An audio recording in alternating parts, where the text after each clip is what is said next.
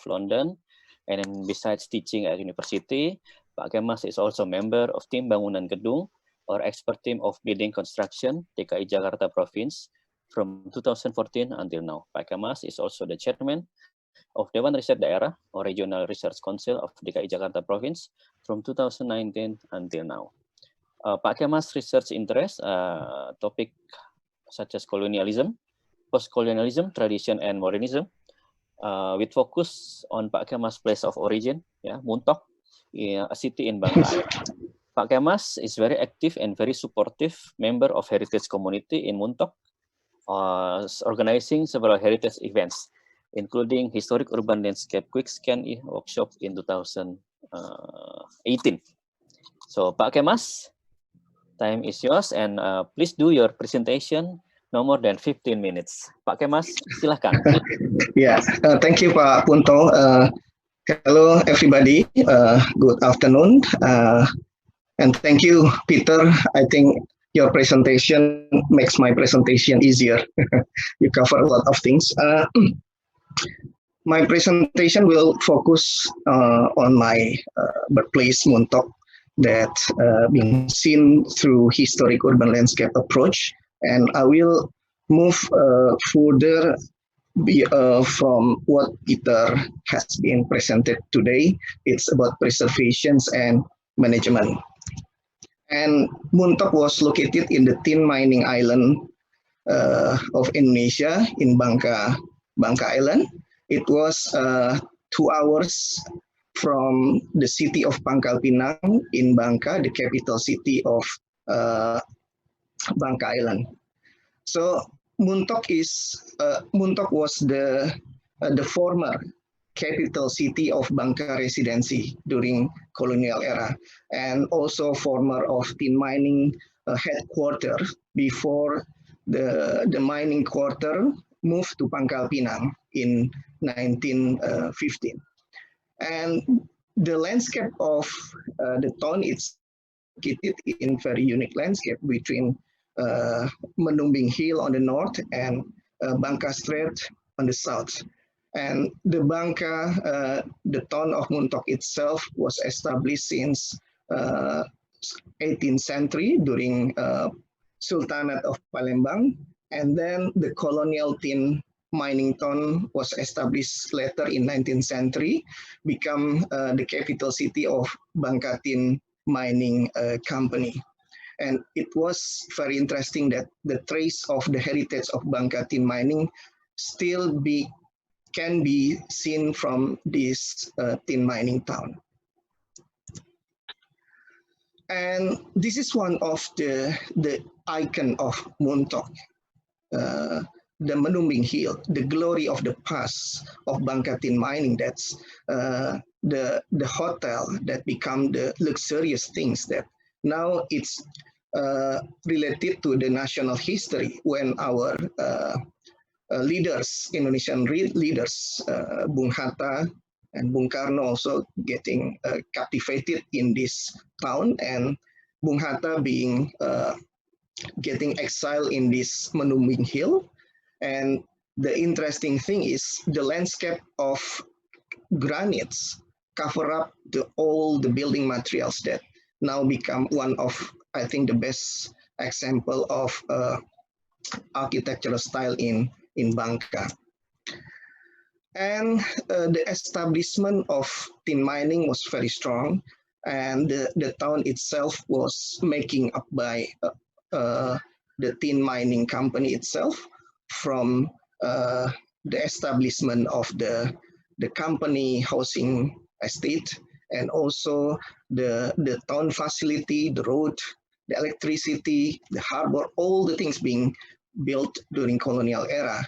And this is the first time that British troops established the military compound on the top of the city, and then together with the harbor. So, and this city, this town being divided by a river that in the past is very clean, very healthy, become the water resources for every ships that anchor in this Muntok Harbor.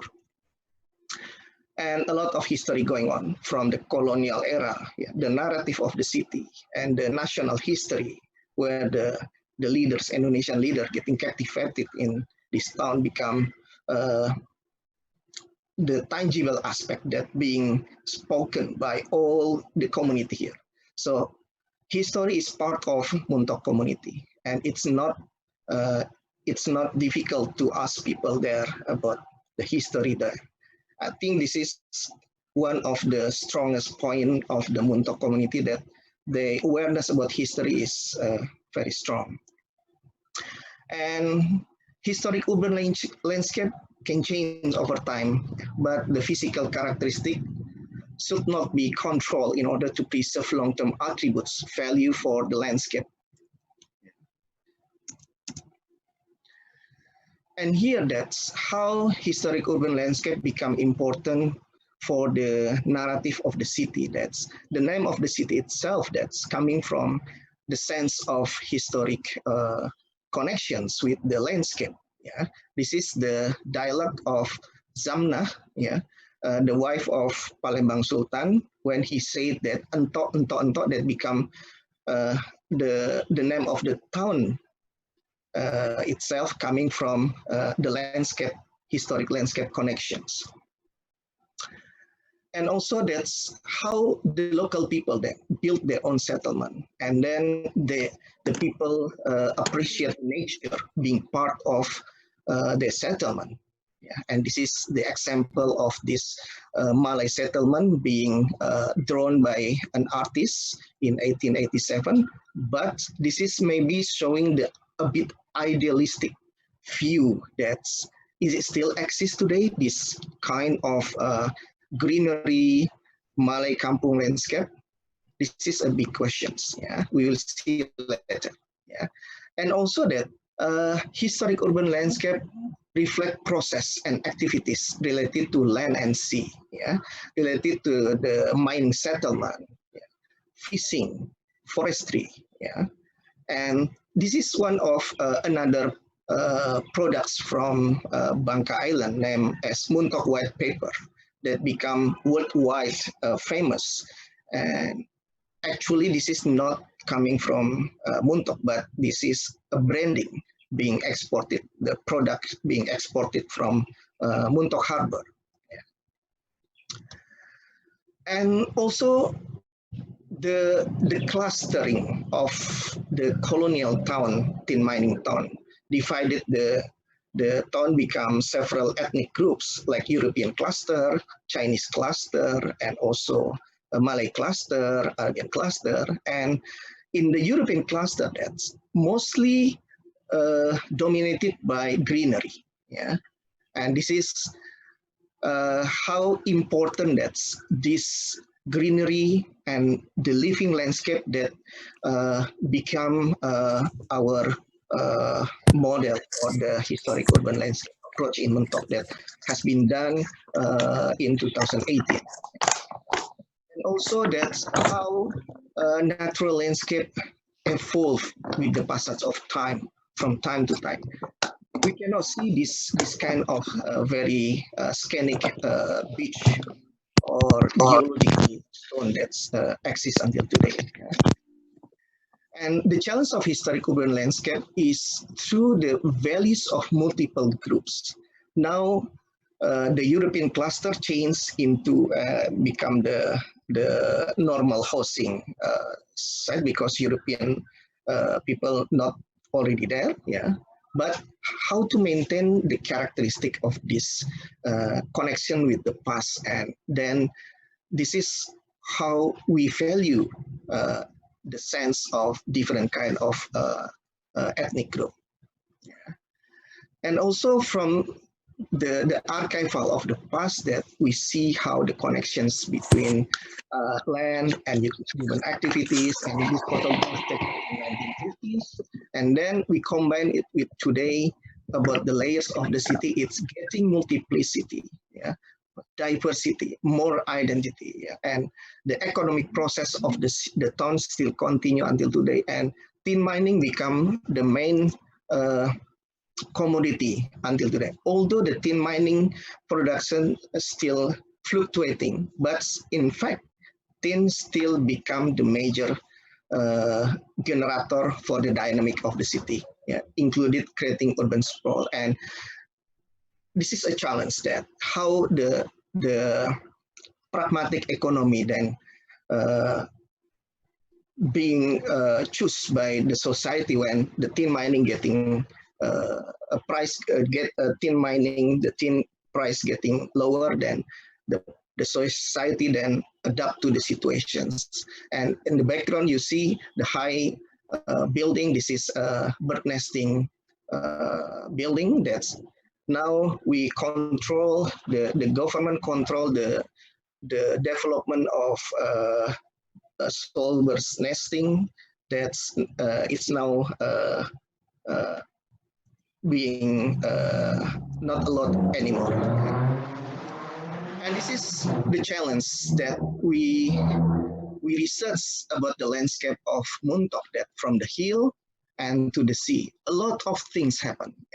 Now illegal tin mining, and then how the kampung suffers from the pollutions of the stream that because of the illegal tin mining happened in the valley of the Menuming Hill, and it's created the unhealthy situations. And also how the sea, the Bangka Strait, then now become the color of the sea itself changes because of the sedimentations. And this is interesting, that the questions about how then we see the historic city become a stable ecosystem. How Buntok then in the post-tin mining era become ecosystem, and understand enhance the identity of cities as a way to brand them. And how can action and planning law work together in order to achieve climate resilience for cities? And this city experienced flooding, in several, and also how whole quick scan methods help to establish policy that will adequately safeguard the natural and man-made characteristic of the area. For instance, how we can still have the identity of Malay Kampung, amidst the modernity, that's economic pragmatism that now become one of the important ideology of this such small towns. And the questioning about the landscape management and preservations, measure implementations that interpret change on the ground. And here that we, the dynamic and adaptive management system try to reconcile the often competing demands of retaining historical patterns and fabric while accommodating contemporary use and change. Oke, Mas, mohon maaf, waktunya 2 menit lagi. Ya. Okay. And this is one of the models that I adopt from cultural landscape, that about effective preservations, efficiency, and expanded expansion. And then heritage management in whole is a way to use, exploit, and try to conserve it. And this is we move from the flexible and adaptable management to the management that is the ongoing process until today. This is one of management that we can apply in the historic urban landscape, that about value-based management. It's one of them is provides clearer, balanced, integrated guidance rather than traditional methods. And another thing is value-based management. That's how then the community become important parts in this process of getting a new visions for the city in the post tin mining.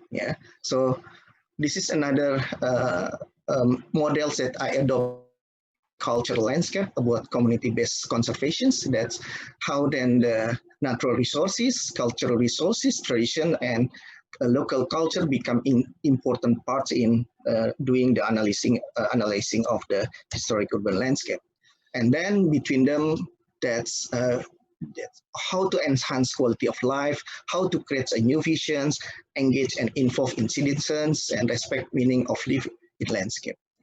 And this is then happened that's in the Muntok that try to adopt interdisciplinary partnership and community-based approach that adding new insights and methodologies to preserve and conserve the historic landscape materials. That's like how to solve the problem of flooding by develop a dam. Yeah. And this is also another development that happened in the town of Muntok about how dance to the potential of the beach to be a new mangrove park for the civic space in Muntok itself. Yeah. And it creates, it needs a balance between cultural, natural, heritage, contemporary, education, and economics. And this is following Peter presentations that how Muntoks have positive new horizons that they try to develop another kinds of aspect beyond the tin mining that like culinaires, woven textiles, and also how to generate young people potentiality. Yeah. And in conclusions, that's preserving historic urban landscape is a combined fabric of the natural and man-made environment is relatively new and often misunderstood among preservationists. And the fast-changing conceptual framework in understanding the wider federal definitions of cultural landscape and its influences on deciding any action to preserve or conserve it, and how to make a vision for the city that based on historic urban landscape. Another thing is how to control and monitor the management of the legal aspect, yeah, and to understand the role of stakeholders that involve and how we safeguarding the genius loci, including controlling the aesthetic visual quality and function of cultural landscape, and how we performing a system of reward and punishment to the society. Thank you very much. Oke, terima kasih Pak Kemas. Saya